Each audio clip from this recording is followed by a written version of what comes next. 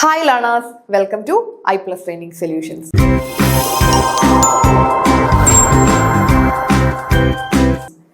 നമ്മളുടെ set exam എങ്ങനെ first അറ്റംപ്റ്റിൽ crack ചെയ്യാം, നമുക്കതിന്റെ ഒരു ഐഡിയ നോക്കിയാലോ. ഒരു ചെറിയ സ്റ്റഡി പ്ലാൻ ഒന്നും ഞാൻ പറയുന്നില്ല, നമ്മൾ ഓൾറെഡി സ്റ്റഡി പ്ലാനുകൾ ചാനലിൽ അപ്ലോഡ് ചെയ്തിട്ടുണ്ട്. അപ്പൊ സെറ്റ് കൊമേഴ്സ് എക്സാമിന്റെ കീ ഏരിയാസ് ഏതൊക്കെയാണ്, നിങ്ങൾ എവിടെയാണ് ഫോക്കസ് ചെയ്യേണ്ടത്.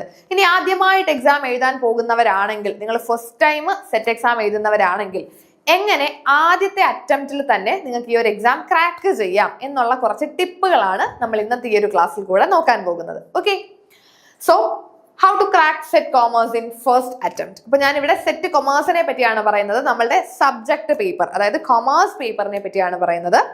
നമ്മുടെ കൊമേഴ്സ്, സെറ്റ് കൊമേഴ്സ് നിങ്ങൾക്ക് എങ്ങനെ ആദ്യത്തെ അറ്റംപ്റ്റിൽ തന്നെ ക്രാക്ക് ചെയ്യാം. ഓക്കെ, അപ്പോൾ നമുക്ക് ആദ്യം എന്തായാലും നമ്മളൊരു എക്സാമിന് പ്രിപ്പയർ ചെയ്യുമ്പോൾ ആദ്യം അറിഞ്ഞിരിക്കേണ്ടത് എന്താണ്?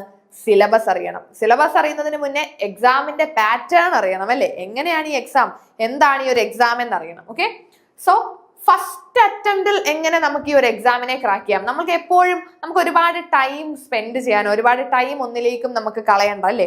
എല്ലാ കാര്യങ്ങളും നമുക്ക് എത്രയും നേരത്തെ കിട്ടാമോ അത്രയും നേരത്തെ നമ്മൾ എന്ത് ചെയ്യുക? ക്വാളിഫൈ ആകുക. അപ്പൊ ഈ ഒരു സെറ്റ് എക്സാം നിങ്ങൾക്ക് ഒറ്റ അറ്റംപ്റ്റിൽ, ആദ്യത്തെ അറ്റംപ്റ്റിൽ തന്നെ സിംപ്ലി ക്രാക്ക് ചെയ്യാൻ പറ്റും. ആദ്യത്തെ അറ്റംപ്റ്റിൽ തന്നെ ഉറപ്പായിട്ടും നിങ്ങൾക്ക് ഈ ഒരു എക്സാം ക്രാക്ക് ചെയ്യാം. ഓക്കെ, അത് ഈ ഒരു സിസ്റ്റമാറ്റിക് ആയിട്ട് നിങ്ങൾ മുന്നോട്ട് പോയാൽ, സിസ്റ്റമാറ്റിക് ആയിട്ട് പഠിച്ച് മുന്നോട്ട് പോയാൽ ഉറപ്പായിട്ടും ഫസ്റ്റ് അറ്റംപ്റ്റിൽ ക്രാക്ക് ചെയ്യാം. ഒരുപാട് ആളുകൾക്ക് ഫസ്റ്റ് അറ്റംപ്റ്റിൽ ഈ ഒരു എക്സാം ക്രാക്ക് ചെയ്യാനായിട്ട് പറ്റുന്നുണ്ട്.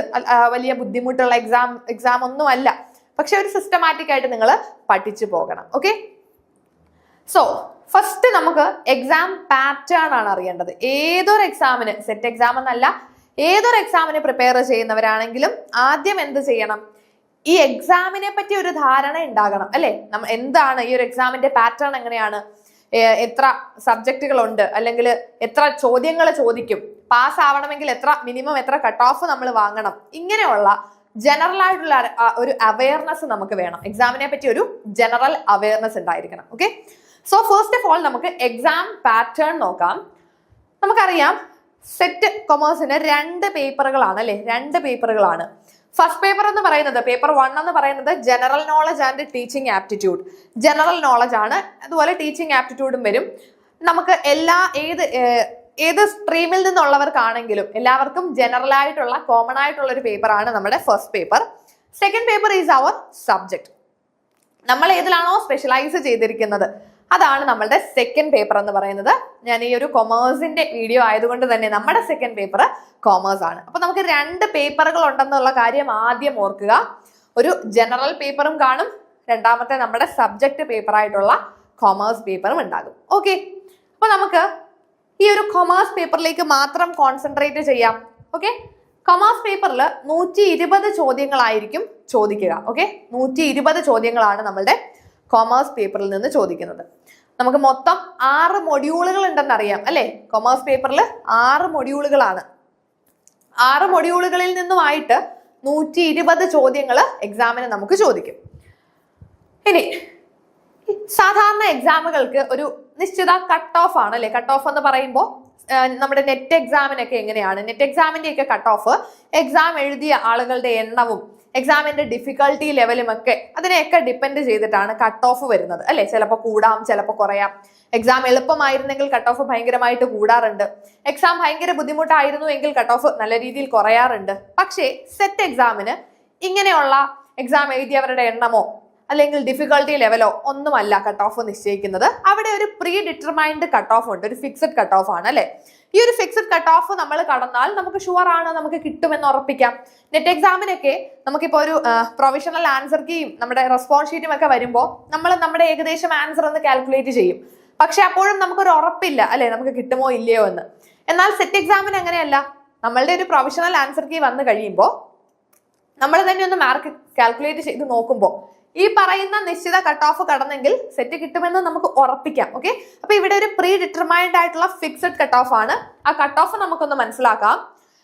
Minimum percentage of mark general കാറ്റഗറിയിലുള്ളവർക്ക് പേപ്പർ 1 40%, പേപ്പർ 2 40%, ടോട്ടൽ അഗ്രിഗേറ്റ് എടുക്കുമ്പോൾ 48% മാർക്ക് ഉണ്ടായിരിക്കണം. ഒ ബി സി NCL കാറ്റഗറിയിലുള്ള ആളുകളാണെങ്കിൽ പേപ്പർ 1-ൽ 35%, പേപ്പർ 2-ൽ 35%, അഗ്രിഗേറ്റ് എടുക്കുമ്പോൾ 45% നിങ്ങൾക്ക് മാർക്ക് ഉണ്ടെങ്കിൽ നിങ്ങൾക്ക് ഈ ഒരു എക്സാം പാസ്സാകാനായിട്ട് പറ്റും, ക്വാളിഫൈ ആകാം. ഡിഫറെന്റ്ലി ഏബിൾഡ് SC/ST കാറ്റഗറി ആണെങ്കിൽ പേപ്പർ 1-ൽ 35 മാർക്കും പേപ്പർ 2-ലും 35 മാർക്കാണ്. ടോട്ടൽ അഗ്രിഗേറ്റ് വരുമ്പോൾ 40 മാർക്കല്ല, പെർസെന്റേജ് ആണ്, ഇതെല്ലാം പെർസെന്റേജിലാണ് പറയുന്നത്. ടോട്ടൽ വരുമ്പോൾ അഗ്രിഗേറ്റ് 40% സ്കോർ ചെയ്യാൻ പറ്റിയാൽ നിങ്ങൾക്ക് സെറ്റ് എക്സാം ക്രാക്ക് ചെയ്യാം. അപ്പൊ നമുക്ക് എന്താ മനസ്സിലായി? എക്സാമിനേഷന്റെ രീതി, പാറ്റേൺ മനസ്സിലായി. ഇനി നമ്മളുടെ എത്ര മാർക്ക് കിട്ടിയാൽ നമുക്ക് ഈ ഒരു എക്സാം ക്വാളിഫൈ ആകാം എന്നുള്ളതിന്റെ ആ ഒരു cut off, fixed cut of ആണെന്ന് ഓർക്കുക. കട്ട് ഓഫ് ഫിക്സഡ് ആണ്. സോ ആ ഒരു കട്ട് ഓഫും നമുക്ക് മനസ്സിലായി അല്ലെ? ഈ ഒരു കട്ട് ഓഫ് കാണുമ്പോൾ തന്നെ മനസ്സിലാകുന്നുണ്ടല്ലോ, നമ്മളെ കൊണ്ട് പറ്റുന്ന കാര്യമാണ് അല്ലെ? നമ്മൾ കൃത്യമായിട്ട് ഒരു സിസ്റ്റമാറ്റിക് ആയിട്ട് പഠിച്ചു പോയാൽ എന്താ, നമുക്ക് ഉറപ്പായിട്ടും ക്രാക്ക് ചെയ്യാം. ഓക്കെ, ഇനി നെക്സ്റ്റ് നമുക്ക് വേണ്ടത് നോ യുവർ സിലബസ്. അപ്പൊ നമ്മൾ എക്സാം പാറ്റേൺ മനസ്സിലാക്കി. ഞാനിപ്പോ ഫസ്റ്റ് അറ്റംപ്റ്റിൽ ക്രാക്ക് ചെയ്യാനുള്ള ഐഡിയ ആണ് പറയുന്നത്. അപ്പൊ ഫസ്റ്റ് അറ്റംപ്റ്റിൽ ക്രാക്ക് ചെയ്യണമെങ്കിൽ ആദ്യം എക്സാം പാറ്റേൺ അറിയണമെന്ന് പറഞ്ഞു. എക്സാം പാറ്റേൺ മനസ്സിലായി. ഇനി അറിയേണ്ടത് എന്താ? നമ്മളുടെ സിലബസ്. സിലബസിനെ പറ്റി ഒരു ഓൾ റൗണ്ട് വ്യൂ നിങ്ങൾക്ക് വേണം. അതായത് സിലബസ് കംപ്ലീറ്റ്ലി എന്താണ്, എവിടെ നിന്നാണ് ചോദിക്കുന്നത്, എന്തൊക്കെ പഠിക്കണം എന്നുള്ള കാര്യങ്ങൾ നിങ്ങൾ കൃത്യമായിട്ട് മനസ്സിലാക്കി വെക്കാം. സിലബസിനെ പറ്റി ഒരു ഐഡിയ ഇല്ലെങ്കിൽ നമുക്ക് ഈ എക്സാം, ഏതൊരു എക്സാം ആണെങ്കിലും സിലബസ് അറിയില്ല. നമ്മൾ ചിലപ്പോൾ പറയാറില്ലേ, ഞാൻ സിലബസ് പോലും നോക്കാതെയാ പോയി എക്സാം എഴുതിയത്. അങ്ങനെ എഴുതിയിട്ട് എന്തെങ്കിലും കാര്യമുണ്ടോ? നമ്മുടെ ഈ ഒരു എക്സാമിന് ചോദിക്കുന്നത് എവിടെ നിന്നൊക്കെ ആയിരിക്കും? ഈ സിലബസിനകത്തുനിന്ന്. ഈ സിലബസിനകത്തുനിന്ന് മാത്രമേ ചോദിക്കൂ. ഈ സിലബസ് കറക്റ്റ് ആയിട്ട് പഠിച്ചു വെക്കുക. That is the first step you must do. First step എന്താണ്? സിലബസ് പഠിക്കുക. അപ്പൊ ആദ്യം നമുക്ക് സിലബസ് അറിയണം അല്ലെ? അപ്പൊ ഇനി നമുക്ക് നമ്മുടെ സിലബസിലേക്ക് പോകാം. നമ്മുടെ സെറ്റ് കൊമേഴ്സിന്റെ സിലബസ് ആണ്. കൊമേഴ്സ് നമ്മളുടെ പേപ്പർ 2 ആയിട്ടുള്ള കൊമേഴ്സിലെ സിലബസ് ആണ് നമ്മൾ നോക്കാനായിട്ട് പോകുന്നത്. സോ സിലബസിനകത്ത് ഇമ്പോർട്ടന്റ് ഏരിയാസ് മാത്രമേ ഞാൻ ഇവിടെ പറയുന്നുള്ളൂ. സിലബസിനെ പറ്റിയിട്ടുള്ള കംപ്ലീറ്റ് ഓവർവ്യൂ ഒക്കെ നമ്മൾ ഓൾറെഡി നമ്മുടെ ക്ലാസ്സുകളിൽ നമ്മുടെ പഴയ വീഡിയോസിൽ അപ്ലോഡ് ചെയ്തിട്ടുണ്ട്. നിങ്ങൾക്ക് അത് പോയി നോക്കിയാൽ മനസ്സിലാകും. അപ്പൊ ഇപ്പൊ ഞാൻ ഈ ഒരു സിലബസ് ഓവർവ്യൂവോ അല്ലെങ്കിൽ സിലബസിലെ മെയിൻ ഏരിയാസ് ഒന്നുമല്ല, ഫസ്റ്റ് അറ്റംപ്റ്റിൽ ക്രാക്ക് ചെയ്യാനുള്ള ഒരു സ്റ്റെപ്പ് ബൈ സ്റ്റെപ്പ് പ്രൊസീജിയർ ആണ് പറയുന്നത്. ആദ്യം നമ്മൾ എക്സാം പാറ്റേൺ മനസ്സിലാക്കണമെന്ന് പറഞ്ഞു, അത് ക്ലിയർ ആയി. ഇനി നമുക്ക് സിലബസ് അറിയണം, സിലബസ് അറിഞ്ഞിരിക്കണം. അപ്പൊ സിലബസ് അറിയാം, നമുക്കൊന്ന് പരിചയപ്പെട്ടു പോകാം സിലബസിനെ. 6 യൂണിറ്റുകൾ ഉണ്ടെന്ന് പറഞ്ഞു അല്ലെ? First unit management concepts and strategies ആണ്. First unit is management concept and strategies.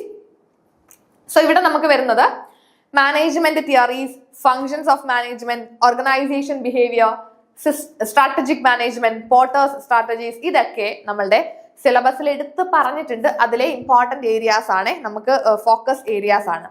അപ്പൊ മാനേജ്മെന്റ് കോൺസെപ്റ്റ് ആൻഡ് സ്ട്രാറ്റജീസ് നമ്മൾ പഠിച്ചിട്ടുള്ളതാണ്. മാനേജ്മെന്റ് കോൺസെപ്റ്റുകളും മാനേജ്മെന്റിന്റെ ഫങ്ഷൻസും ദെൻ പ്രിൻസിപ്പിൾസ് ഓഫ് മാനേജ്മെന്റും നമ്മുടെ ഫയോളിന്റെയും ടൈലറുടെയും ഒക്കെ പല പ്രിൻസിപ്പിളുകളൊക്കെ പഠിച്ചിട്ടുണ്ട് അല്ലെ? അത് തന്നെയാണ് നമ്മൾ ഇവിടെയും കൃത്യമായിട്ട് പഠിക്കേണ്ടത്. ഇപ്പൊ ഇവിടെ മാനേജ്മെന്റ് തിയറീസ് ഉണ്ട്. തിയറീസും ഫങ്ഷൻസ് ഓഫ് മാനേജ്മെന്റ്, അതിലാണ് നമ്മുടെ planning, organising, staffing, directing, controlling, ഇതൊക്കെ ഫങ്ഷൻസ് ഓഫ് മാനേജ്മെന്റിൽ വരും അല്ലെ? അവിടെ ഏറ്റവും ഇമ്പോർട്ടന്റ് ആണ് നമ്മളുടെ മോട്ടിവേഷൻ തിയറീസും ലീഡർഷിപ്പ് തിയറീസും. അത് പക്കയായിട്ട് നിങ്ങൾ പഠിച്ചു വെക്കണം. Then organisation behaviour, strategic management, Porter's strategy, Porter's Michael പോർട്ടറുടെ 5 ഫോഴ്സ് മോഡലുകളൊക്കെ നമ്മൾ പഠിച്ചിട്ടില്ലേ?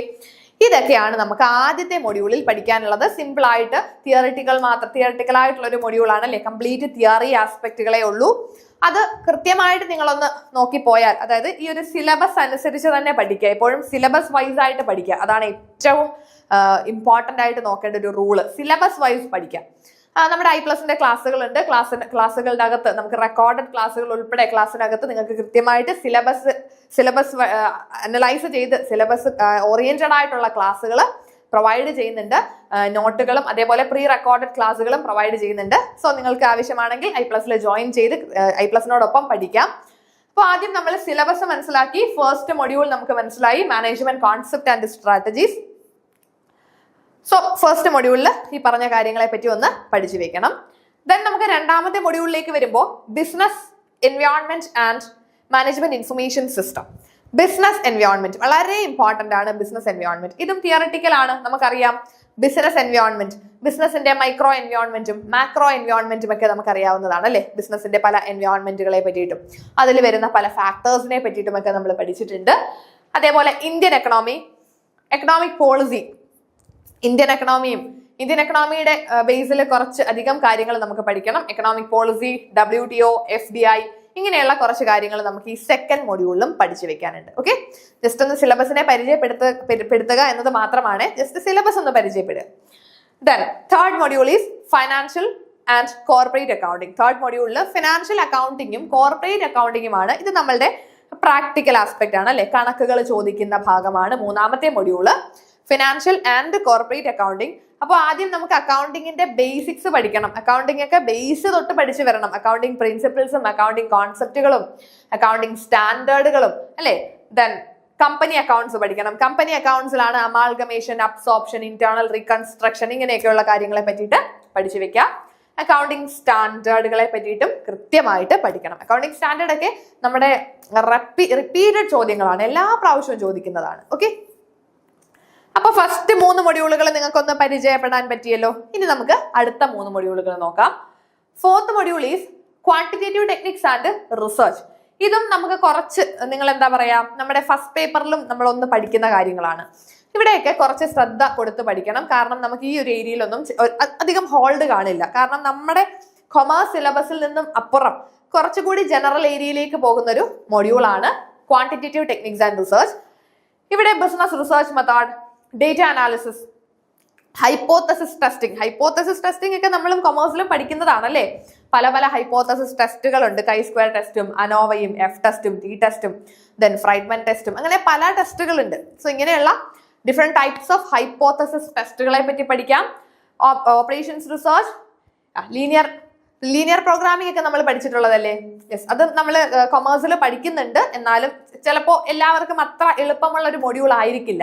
മാനേജ്മെന്റ് എന്നൊക്കെ പറയുമ്പോൾ എല്ലാവർക്കും സിമ്പിൾ ആയിട്ടും ഈസി ആയിട്ടും പഠിക്കാൻ പറ്റുന്നതാണ്. പക്ഷെ ഇവിടെ കുറച്ചുകൂടി നമ്മളൊന്ന് മനസ്സിരുത്തി പഠിച്ച് എടുക്കേണ്ട ഏരിയയാണ്. Then CPM, critical path method, programme evaluation and review techniques, PERT ഇതൊക്കെ കൃത്യമായിട്ട് നമുക്ക് പഠിച്ചു വെക്കണം ക്വാണ്ടിറ്റേറ്റീവ് ടെക്നിക്സ് ആൻഡ് റിസർച്ച് മെത്തേഡ്സിൽ. ദെൻ 5ാമത്തെ മൊഡ്യൂൾ ആണ് ഫൈനാൻഷ്യൽ മാനേജ്മെന്റ് ആൻഡ് മാർക്കറ്റിംഗ്. ഇവിടെ നമ്മുടെ ഫൈനാൻഷ്യൽ മാനേജ്മെന്റും മാർക്കറ്റിംഗും കൂടെ ചേർത്തിട്ടാണ്. ഒന്ന് ആലോചിച്ച് നോക്കിയേ, നമ്മൾ നെറ്റ് എക്സാമിനൊക്കെ ഇത് രണ്ടും 2 മൊഡ്യൂളുകളാണ്. ഫൈനാൻഷ്യൽ മാനേജ്മെന്റും മാർക്കറ്റിംഗും ഇത് രണ്ടും 2 മൊഡ്യൂളുകളല്ലേ നെറ്റ് എക്സാമിനും അങ്ങനെയുള്ള എക്സാമുകൾക്കൊക്കെ. പക്ഷെ സെറ്റ് എക്സാമിലേക്ക് വരുമ്പോൾ ഇത് രണ്ടും ഒറ്റ മൊഡ്യൂളിലാണ് അല്ലേ. ഫിനാൻഷ്യൽ മാനേജ്മെന്റിനകത്ത് കുറച്ചുകൂടി പ്രാക്ടിക്കൽ ആസ്പെക്റ്റിൽ പഠിക്കണം. കണക്കുകൾ ചോദിക്കാൻ സാധ്യതയുണ്ട്. അവിടെ നമുക്ക് cost of capital structure, dividend theory, capital structure theory, investment decision, financing decision, then dividend decision ഇതൊക്കെയാണ് നമ്മൾ ഈ ഒരു ഫിനാൻഷ്യൽ മാനേജ്മെന്റിൽ പഠിക്കുന്നത് അല്ലെ. അപ്പൊ ഈ ഫിനാൻഷ്യൽ മാനേജ്മെന്റിനകത്ത് നമ്മൾ മെയിൻ ആയിട്ട് 3 ഡിസിഷൻസ് ഉണ്ട്. ഏതൊക്കെയാ? Financing decision, investment decision, dividend decision. ഈ 3 ഡിസിഷൻസിനകത്ത് വരുന്നതാണ് നമ്മുടെ ക്യാപിറ്റൽ സ്ട്രക്ചറും ക്യാപിറ്റൽ ബജറ്റിങ്ങും ക്യാപിറ്റൽ സ്ട്രക്ചർ തിയറീസും ഡിവിഡൻഡ് പോളിസീസും ഇങ്ങനെയുള്ള കാര്യങ്ങളെല്ലാം നമ്മൾ ഇവിടെ കൃത്യമായിട്ട് പഠിച്ചു വെക്കുക. ദെൻ അപ്പാർട്ട് ഫ്രം ദാറ്റ് നമുക്ക് അവിടെ ഒരു ഡിഫറെന്റ് കോൺസെപ്റ്റ് ഇവിടെ പഠിക്കണം, മാർക്കറ്റിംഗ് എന്ന് പറയുന്ന കോൺസെപ്റ്റ് ഇതിനകത്ത് വരുന്നതാണ്. അപ്പോൾ ഒത്തിരി നിങ്ങൾ അങ്ങ് വൈഡായിട്ട് പഠിക്കേണ്ട. എന്നാലും നമ്മുടെ സിലബസിൽ പറഞ്ഞിരിക്കുന്നത് പോലെ മാർക്കറ്റിംഗ് മിക്സ് ഒക്കെ നമ്മൾ പഠിച്ചിട്ടുണ്ട് അല്ലേ. 4 P'സും 7 P'സും ഒക്കെ ഡിഫറെന്റ് മാർക്കറ്റിംഗ് മിക്സ്. സോ ആ ഒരു ഏരിയ നിങ്ങൾ കൃത്യമായിട്ട് കവർ ചെയ്തിരിക്കുക. ദെൻ 6ാമത്തെ മൊഡ്യൂൾ ആണ് കോസ്റ്റ് ആൻഡ് മാനേജ്മെന്റ് അക്കൗണ്ടിങ്. അപ്പോൾ അക്കൗണ്ടിങ് ഓൾറെഡി നമ്മൾ ഇവിടെയും പറഞ്ഞിരുന്നു അല്ലെ, ഫൈനാൻഷ്യൽ ആൻഡ് കോർപ്പറേറ്റ് അക്കൗണ്ടിങ്. അതേപോലെ തന്നെ 6ാമത്തെ മൊഡ്യൂളിൽ വീണ്ടും അക്കൗണ്ടിങ്ങിന്റെ തന്നെ മറ്റൊരു ബ്രാഞ്ച് ആയിട്ടുള്ള കോസ്റ്റ് അക്കൗണ്ടിങ്ങും മാനേജ്മെന്റ് അക്കൗണ്ടിങ്ങും ഇത് രണ്ടും നമുക്ക് ഇവിടെ പഠിക്കണം. കോസ്റ്റ് അക്കൗണ്ടിങ്ങിൽ നമുക്ക് പലതരത്തിലുള്ള കോസ്റ്റുകൾ ഉണ്ടല്ലേ, കോസ്റ്റ് കോൺസെപ്റ്റുകളുണ്ട്. ഹിസ്റ്റോറിക്കൽ കോസ്റ്റും സങ്ക് കോസ്റ്റും ഇംപ്ലിസിറ്റ് കോസ്റ്റും എക്സ്പ്ലിസിറ്റ് കോസ്റ്റും ഇങ്ങനെ പല തരത്തിലെ കോസ്റ്റുകൾ ഉണ്ട്. അപ്പൊ ആ കോസ്റ്റ് എന്ന് പറയുന്ന ഒരു കോൺസെപ്റ്റിനെ ഒന്ന് നല്ല രീതിയിൽ പഠിക്കുക. ഒരുപാട് ചോദ്യങ്ങൾ വരുന്ന ഒരു ഏരിയ ആണ്. ദെൻ നമുക്ക് ഡിഫറെന്റ് ടൈപ്സ് ഓഫ് കോസ്റ്റിംഗ് ആണ് ABC.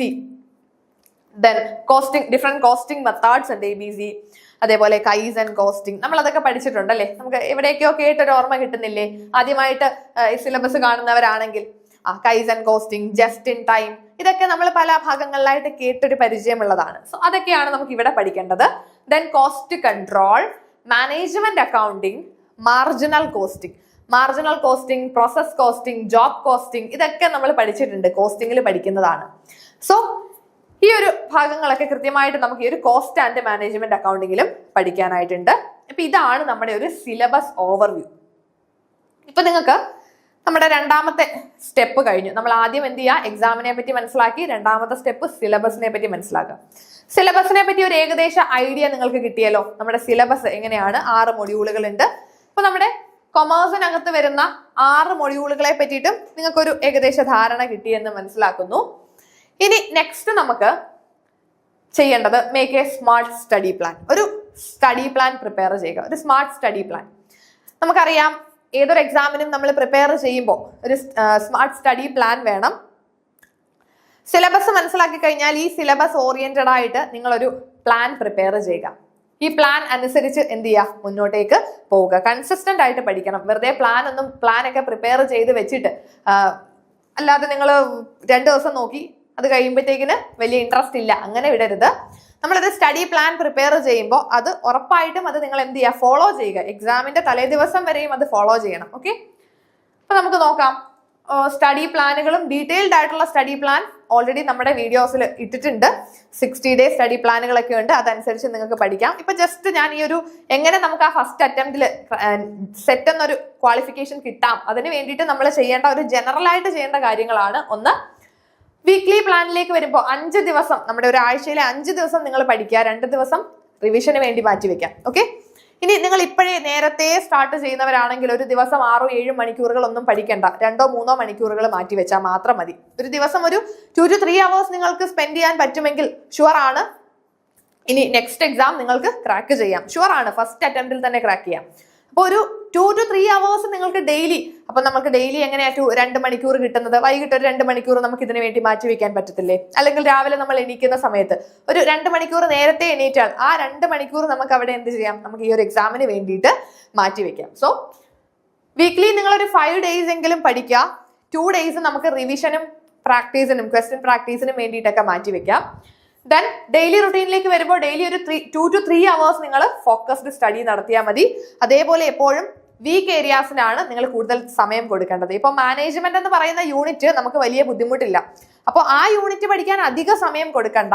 എന്നാൽ ഇപ്പം കോസ്റ്റ് അക്കൗണ്ടിങ് നമുക്ക് പാടാണെങ്കിൽ അതിനു വേണ്ടി നിങ്ങൾ കൂടുതൽ ടൈം സ്പെൻഡ് ചെയ്യുക. അപ്പൊ വീക്ക് ഏരിയാസിലേക്ക് ഒരുപാട് സമയം, കൂടുതൽ ടൈമും വീക്ക് ഏരിയക്ക് വേണ്ടിയിട്ട് മാറ്റിവെക്കാം. ദെൻ ഇനി നമ്മൾ നെക്സ്റ്റ് ചെയ്യേണ്ടത് അടുത്ത സ്റ്റെപ്പാണ്. അപ്പൊ നമ്മൾ സ്റ്റെപ്പ് ബൈ സ്റ്റെപ്പ് ആയിട്ട് പറഞ്ഞു വരികയാണ് അല്ലേ. ഫസ്റ്റ് അറ്റംപ്റ്റിൽ ക്രാക്ക് ചെയ്യണമെങ്കിൽ അതിനുള്ളൊരു സ്ട്രാറ്റജിയാണ്. ആദ്യം നമ്മൾ എക്സാമിനെ പറ്റി മനസ്സിലാക്കി, എക്സാം പാറ്റേൺ മനസ്സിലാക്കി, സിലബസ് മനസ്സിലാക്കി, ഒരു സ്റ്റഡി പ്ലാൻ പ്രിപ്പയർ ചെയ്തു. ഇനി നമുക്ക് ആവശ്യം എന്താ, റൈറ്റ് റിസോഴ്സസ്. നമുക്ക് റിസോഴ്സുകൾ വേണം. നിങ്ങൾ യൂസ് ചെയ്യുന്നത് കൃത്യമായിട്ടുള്ള നമുക്ക് ആവശ്യമുള്ള കാര്യങ്ങൾ മാത്രം പഠിച്ചാൽ മതി. നമുക്ക് എപ്പോഴും ഒരു സ്മാർട്ട് സ്റ്റഡിയാ വേണ്ടേ. ഹാർഡ് വർക്കിനെക്കാട്ടിലും കൂടുതൽ സ്മാർട്ട് വർക്ക് ആണ് വേണ്ടത് അല്ലേ. ഇപ്പൊ നമ്മൾ പഠിക്കുമ്പോൾ എപ്പോഴും എന്താ വേണ്ടത്, ഈ ആവശ്യമുള്ള അല്ലെങ്കിൽ റൈറ്റ് ആയിട്ടുള്ള റിസോഴ്സുകൾ യൂസ് ചെയ്യുക. നമുക്ക് വേണ്ട കാര്യങ്ങൾ പഠിക്കുക. സിലബസ് അനുസരിച്ചിട്ട് സിലബസിൽ പറഞ്ഞിരിക്കുന്ന കാര്യങ്ങൾ നോക്കി നമുക്ക് ക്യാപ്സ്യൂൾ നോട്ടുകളൊക്കെ പ്രിപ്പയർ ചെയ്യാം. IPLSന്റെ കോഴ്സുകളിനകത്ത് നിങ്ങൾ ജോയിൻ ചെയ്താൽ കൃത്യമായിട്ടുള്ള ക്ലിയർ ആൻഡ് ക്രിസ്പ് നോട്ടുകൾ നിങ്ങൾക്ക് കിട്ടും. അപ്പൊ ഈ നോട്ടുകൾ വെച്ചുകൊണ്ട് നിങ്ങൾക്ക് വേണമെങ്കിൽ ചെറിയ ഷോർട്ട് നോട്ടുകളോ ചെറിയ ഒരു ലെക്ചർ നോട്ടുകളൊക്കെ പ്രിപ്പയർ ചെയ്തുകൊണ്ട് പഠിക്കാം. അപ്പൊ ഈ റിസോഴ്സുകൾ നിങ്ങൾ യൂസ് ചെയ്യുക. റൈറ്റ് ആയിട്ടുള്ള നമുക്ക് വേണ്ട റിസോഴ്സുകൾ, നല്ല റിസോഴ്സുകൾ യൂസ് ചെയ്തിട്ട് പഠിക്കുക. ഓക്കെ, ഇനി നമ്മൾ അവോയ്ഡ് ചെയ്യേണ്ട കുറച്ച് കോമൺ മിസ്റ്റേക്കുകളാണ് ലാസ്റ്റ് മിനിറ്റ് പ്രിപ്പറേഷൻസ്. എപ്പോഴും നമ്മൾ ഈ എക്സാം ആകുന്നത് വരെ കാത്തിരുന്നിട്ട്, എക്സാമിന് ഇനിയിപ്പോ കുറച്ച് നാളും കൂടെ ഉണ്ടല്ലോ അല്ലെ, 2-3 മാസം ഉണ്ടല്ലോ. അപ്പൊ എന്ത് ചെയ്യും, ഇനി കുറച്ചുകൂടെ കഴിഞ്ഞ് പഠിക്കാൻ തുടങ്ങാം. അങ്ങനെ ലാസ്റ്റ് മിനിറ്റ് വരെ കാത്തിരുന്നിട്ട് എക്സാമിന്റെ ഒരു ഡേറ്റ് വരുമ്പോൾ അല്ലെങ്കിൽ നമ്മൾ ഈ ആപ്ലിക്കേഷൻ കൊടുക്കേണ്ട സമയം എത്തുമ്പോഴായിരിക്കും എല്ലാവർക്കും ഒരു ചൂട് വരുന്നത് അല്ലെ. അങ്ങനെ ആ സമയം തൊട്ട് പിന്നെ പഠിക്കാൻ തുടങ്ങും. എന്തെങ്കിലും നമുക്ക് സിലബസിൽ ഏതെങ്കിലും ഒരു മൊഡ്യൂൾ പോലും കൃത്യമായി കവർ ചെയ്യാൻ പറ്റുമോ ഇങ്ങനെ ലാസ്റ്റ് മിനിറ്റിൽ സ്റ്റാർട്ട് ചെയ്താൽ? നിങ്ങൾ എത്രയും നേരത്തെ സ്റ്റാർട്ട് ചെയ്യാമോ അത്രയും നേരത്തെ ആ ഒരു സ്ട്രാറ്റജി നമ്മുടെ സ്റ്റഡി സ്റ്റാർട്ട് ചെയ്യാം. സോ ലാസ്റ്റ് മിനിറ്റ് പ്രിപ്പറേഷൻസ് ഒഴിവാക്കുക. ലാസ്റ്റ് മിനിറ്റിലേക്കാണ് പ്രിപ്പയർ ചെയ്യുന്നതെങ്കിൽ വെറുതെ നിങ്ങൾ അതിനു വേണ്ടി സമയം കളയേണ്ട ആവശ്യമില്ല. പിന്നെ നമ്മൾ പഠിച്ചിട്ടും അല്ലെങ്കിൽ ഒരു ദിവസം 8 മണിക്കൂർ ഇരുന്നിട്ടും വലിയ കാര്യമൊന്നും കാണത്തില്ല അല്ലേ. ലാസ്റ്റ് മിനിറ്റ് എക്സാമിന്റെ ഒരു 2 ദിവസം മുന്നേ എത്രത്തോളം നമുക്ക് പഠിക്കാനായിട്ട് പറ്റും. സോ ഈ ഒരു ലാസ്റ്റ് മിനിറ്റ് പ്രിപ്പറേഷൻസ് ഒഴിവാക്കുക. Ignoring weak subject. നമുക്ക് ഒരു പ്രവണതയുണ്ട്, അറിയാത്ത സബ്ജക്റ്റുകളെ അല്ലെങ്കിൽ പാടുള്ള സബ്ജക്റ്റുകളെ നമ്മൾ അങ്ങ് ഒഴിവാക്കും. നമ്മൾ ഒരുപാട് സമയം ഇരുന്ന് അതിനു വേണ്ടി പഠിക്കില്ല, കാരണം അത് ബുദ്ധിമുട്ടാണല്ലോ എന്ന് വെച്ചിട്ട് ഈ വീക്ക് സബ്ജക്റ്റുകളെ നമ്മൾ അങ്ങ് ഒഴിവാക്കാറുണ്ട്. സോ ഈ പ്രവണതയും മാറ്റുക. വീക്ക് സബ്ജക്റ്റുകൾ ഒഴിവാക്കുകയല്ല വേണ്ടത്, അതിനെ കൃത്യമായിട്ട് പഠിക്കുക. നിങ്ങൾക്കൊരു സപ്പോർട്ട് വേണമെങ്കിൽ ക്ലാസ്സുകളും മറ്റുമൊക്കെ ക്ലാസ്സുകൾക്ക് വേണ്ടവർക്ക്, സപ്പോർട്ട് വേണ്ടവർക്ക് I+ന്റെ ക്ലാസ്സുകൾ എടുത്ത് പഠിക്കാം. അപ്പൊ നിങ്ങൾക്ക് ബുദ്ധിമുട്ടുള്ള ഏരിയാസ് നോക്കി ഡൗട്ട് ക്ലിയറൻസും അങ്ങനെയുള്ള സെഷൻസ് എല്ലാം I+ പ്രൊവൈഡ് ചെയ്യുന്നുണ്ട്. സോ നിങ്ങൾക്ക് ആ ഒരു വീക്ക് ഏരിയാസിനെയൊക്കെ കൃത്യമായിട്ട് അങ്ങനെ ഫേസ് ചെയ്യാം. ദെൻ നോട്ട് സോൾവിങ് മോക്ക് ടെസ്റ്റുകൾ എടുക്കാതിരിക്കുന്നത് വലിയൊരു നമുക്ക് പറ്റുന്ന ഏറ്റവും വലിയൊരു മിസ്റ്റേക്ക് ആണ്. നമ്മൾ എത്ര സിലബസ് പഠിച്ചെന്ന് പറഞ്ഞാലും എക്സാമിന് എങ്ങനെ അപ്പിയർ ചെയ്യാം അല്ലെങ്കിൽ ഒരു ക്വസ്റ്റ്യനെ എങ്ങനെ ആൻസർ ചെയ്യാം എന്നത് നമ്മൾ പഠിക്കണം അല്ലേ. അതറിയണമെങ്കിൽ കൃത്യമായിട്ടുള്ള മോക്ക് ടെസ്റ്റുകൾ എടുക്കണം. മോക്ക് ടെസ്റ്റുകളാകുമ്പോൾ പ്രീവിയസ് ഇയറിലെ ഒരു 2-3 വർഷം മുന്നേ ഉള്ള കുറച്ച് ക്വസ്റ്റ്യൻ പേപ്പേഴ്സ് എടുത്ത് നോക്കുക. ഈ ക്വസ്റ്റ്യൻ പേപ്പേഴ്സിനെ ഒന്ന് നമുക്ക് ചെയ്ത് പഠിക്കാം. നമ്മൾ പഠിച്ച ഭാഗങ്ങളിൽ നിന്നും എങ്ങനെയാണ് ക്വസ്റ്റ്യൻസ് ചോദിക്കുന്നത് എന്നതിനെ നമുക്കൊരു പ്രാക്ടിക്കലായിട്ട് അറിയണം. തിയറിറ്റിക്കലായിട്ട് പഠിച്ചു വെച്ചാൽ മാത്രം പോരാ, ഇതിന്റെ പ്രാക്ടിക്കൽ ആസ്പെക്ട് കൂടി അറിയണം അല്ലേ. അപ്പൊ എങ്ങനെയാണ് ഈ ചോദ്യങ്ങൾ ആൻസർ ചെയ്യേണ്ടത് എന്നറിയണമെങ്കിൽ കൃത്യമായിട്ടുള്ള മോക്ക് ടെസ്റ്റുകൾ എടുക്കണം. ഓക്കെ, അപ്പൊ ഈ ഒരു മോക്ക് ടെസ്റ്റുകളിൽ കൂടിയും നിങ്ങൾക്ക് എന്ത് ചെയ്യാം, എങ്ങനെ നമുക്ക് ഈ ക്വസ്റ്റ്യൻസിനെ ആൻസർ ചെയ്യാം, അല്ലെങ്കിൽ പഠിച്ച കാര്യങ്ങൾ നമുക്ക് ആപ്ലിക്കബിൾ ആയിട്ട് അപ്ലൈ ചെയ്യാൻ പറ്റുന്നുണ്ടോ എന്നൊക്കെ വിലയിരുത്താനായിട്ട് പറ്റും. ഓവർ സ്ട്രെസ്സിങ് വരുന്നത് എപ്പോഴാ? നമ്മൾ ഈ താമസിച്ച് പഠിക്കാൻ തുടങ്ങുമ്പോഴാണ്. നമുക്കൊരു പേടിയല്ലേ, ഇത് തീരുവോ, നമ്മൾ പഠിച്ചു കഴിഞ്ഞാൽ എക്സാമിന് മുന്നേ തീർക്കാൻ പറ്റുമോ എന്നൊക്കെ ഒരു ടെൻഷൻ വരും. എന്തിനാ അങ്ങനെ ടെൻഷൻ? നേരത്തെ പഠിച്ചു തുടങ്ങിയാൽ പിന്നെ നമുക്ക് ടെൻഷൻ ഫ്രീ ആയിട്ട് പഠിക്കാം, ഹാപ്പി ആയിട്ട് പഠിക്കാം അല്ലേ. ഹാപ്പി ലേണിംഗ് ആണ് I+ എപ്പോഴും പറയുന്നത്, ഹാപ്പി ലേണിംഗ് എന്നാണ്. പഠിക്കുമ്പോൾ ഒരിക്കലും നിങ്ങൾ ഈ സ്ട്രെസ്ഡ് ആയിട്ടോ പേടിച്ചിട്ടോ ടെൻഷൻ അടിച്ചിട്ടോ ഒന്നും പഠിക്കരുത്. ഹാപ്പി ആയിട്ട് നിങ്ങൾ പഠിക്കുക. കൃത്യമായിട്ട് കാര്യങ്ങൾ നേരത്തെ പഠിച്ചു തുടങ്ങിയാൽ, ചിട്ടയായിട്ട് പഠിച്ചു തുടങ്ങിയാൽ നിങ്ങൾ സമാധാനത്തോടെ പഠിച്ച് എക്സാമിന് മുന്നേ കംപ്ലീറ്റ് സിലബസ് എല്ലാം പഠിച്ച് കഴിഞ്ഞ് പ്രീവിയസ് ഇയർ ക്വസ്റ്റ്യൻസ് കൂടെ വർക്ക്ഔട്ട് ചെയ്യാനുള്ള ടൈം കിട്ടും. Okay, stay positive, eat well, sleep well. ഇതൊക്കെ നമ്മൾ എപ്പോഴും പഠനത്തിനോടൊപ്പം തന്നെ കൊണ്ടുപോകേണ്ട കുറച്ച് കാര്യങ്ങളാണ് അല്ലെ. എപ്പോഴും പോസിറ്റീവായിട്ടിരിക്കുക. കൃത്യമായുള്ള ടൈമിൽ നമ്മൾ റെസ്റ്റ് വേണം. എപ്പോഴും പഠിച്ചുകൊണ്ടിരുന്നാലും ശരിയാകുമോ? 24 മണിക്കൂർ വരുന്ന പഠിച്ചാൽ പറ്റുമോ? അതുമില്ല അല്ലെ. കൃത്യമായിട്ടുള്ള റെസ്റ്റുകൾ എടുക്കണം. പോസിറ്റീവായിട്ടിരിക്കാം. ദെൻ നമുക്ക് ഒരു ഫസ്റ്റ് അറ്റംപ്റ്റിൽ സക്സസിലേക്ക് എത്തണമെങ്കിൽ എന്തൊക്കെ വേണം? Preparation, practice, positivity. Preparation is A must. Preparation ഏറ്റവും അത്യാവശ്യമാണ്. കൃത്യമായിട്ട് പ്രിപ്പയർ ചെയ്യുക. സിലബസ് കംപ്ലീറ്റ് പഠിക്കുക. പ്രാക്ടീസ്, സിലബസ് പഠിച്ചാൽ മാത്രം മതിയോ? പോരാ, പ്രാക്ടീസ് ചെയ്യണം. മോക്ക് ടെസ്റ്റുകൾ പഠിക്കുക, മോക്ക് ടെസ്റ്റുകൾ എടുക്കുക. നിങ്ങൾ എക്സാമിനേഷൻ കണ്ടീഷനിൽ തന്നെ ടെസ്റ്റുകൾ എടുക്കാൻ നോക്കുക. അതായത് നമുക്ക് ഇത്ര ടൈമാണ് എക്സാമിന് അലൗ ചെയ്യുന്നതെങ്കിൽ ആ ടൈമിൽ തന്നെ നിങ്ങൾക്ക് ഈ ഒരു ഫുൾ പേപ്പർ കംപ്ലീറ്റ് ആയിട്ടും ആൻസർ ചെയ്ത് തീർക്കാൻ പറ്റുന്നുണ്ടോ? ആ ടൈം മാനേജ്മെന്റ് ഒക്കെ പഠിക്കണം അല്ലേ. അതിനുവേണ്ടി നിങ്ങൾ ആ എക്സാമിനേഷൻ കണ്ടീഷനിൽ തന്നെ എക്സാം എഴുതി നോക്കുക. അതിനൊക്കെയുള്ള അവസരങ്ങൾ I+ പ്രൊവൈഡ് ചെയ്യുന്നുണ്ട്. നിങ്ങൾക്ക് ക്ലാസ്സുകളിൽ അറ്റൻഡ് ചെയ്യുമ്പോൾ തന്നെ ഫുൾ ലെങ്ത് ടെസ്റ്റുകൾ എടുക്കാം. ആ ടൈമിനുള്ളിൽ തന്നെ ചെയ്ത് തീർക്കുന്ന രീതിയിൽ ഫുൾ ലെങ്ത് ടെസ്റ്റുകൾ എടുക്കാനായിട്ട് പറ്റും. So preparation, practice, positivity. പ്രിപ്പറേഷനും പ്രാക്ടീസും മാത്രം പോരാ, പോസിറ്റിവിറ്റിയും കൂടെ വേണം അല്ലേ. ഞാനിത് പഠിക്കുന്നത് കൊണ്ട് എനിക്ക് ഈ വരുന്ന എക്സാം ക്രാക്ക് ചെയ്യാൻ പറ്റും എന്നൊരു ഉറച്ച വിശ്വാസം നമുക്ക് വേണം. നമുക്ക് നമ്മളിൽ തന്നെ ഒരു വിശ്വാസം വേണം. എപ്പോഴും പോസിറ്റീവായിട്ട് ഇരിക്കണം. അല്ലാതെ എത്ര പഠിച്ചിട്ടും നമ്മൾ വീണ്ടും ഇങ്ങനെ ഞാൻ ഈ പഠിക്കുന്നതൊക്കെ എക്സാമിന് ചോദിക്കുമോ എന്ന് ടെൻഷൻ അടിച്ചുകൊണ്ടിരിക്കരുത്. നമ്മളിങ്ങനെ ടെൻഷൻ അടിച്ചിട്ടും അല്ലെങ്കിൽ ഒട്ടും ഹാപ്പി അല്ലാതെയും പേടിച്ചിട്ടൊക്കെ ഇരുന്ന് പഠിച്ചാലും കാര്യമില്ല. കൃത്യമായിട്ട് പഠിക്കുക. പഠിക്കുന്ന കാര്യങ്ങൾ കൃത്യമായിട്ട് പഠിക്കുക. അത് പ്രാക്ടീസ് ചെയ്യുക. പോസിറ്റീവായിട്ടിരിക്കുക. ഓക്കെ, അങ്ങനെയാണെങ്കിൽ നമുക്ക് ഫസ്റ്റ് അറ്റംപ്റ്റിൽ തന്നെ സക്സസിലേക്ക് എത്താം. So it's never too late to focus on your dreams.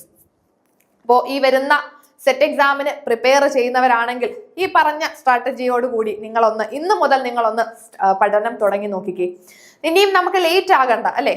ഈ ഒരു ക്ലാസ്, ഈ ഒരു വീഡിയോ നിങ്ങൾ കാണുന്ന നിമിഷം മുതൽ ഒന്ന് ചിന്തിക്കാൻ, നെക്സ്റ്റ് വരുന്ന സെറ്റ് എക്സാം എനിക്ക് ക്രാക്ക് ചെയ്യാൻ പറ്റും. അങ്ങനെയാണെങ്കിൽ ഈ പറഞ്ഞിരിക്കുന്ന രീതിയിൽ ഈ സ്ട്രാറ്റജി ഉപയോഗിച്ചുകൊണ്ട് ഇപ്പോഴേ നിങ്ങളൊന്ന് പഠിച്ചു തുടങ്ങുക. നിങ്ങൾക്ക് പഠിക്കാനായിട്ടുള്ള എല്ലാ സപ്പോർട്ടും I+ പ്രൊവൈഡ് ചെയ്യുന്നുണ്ട്. So all the best for you all. Thank you.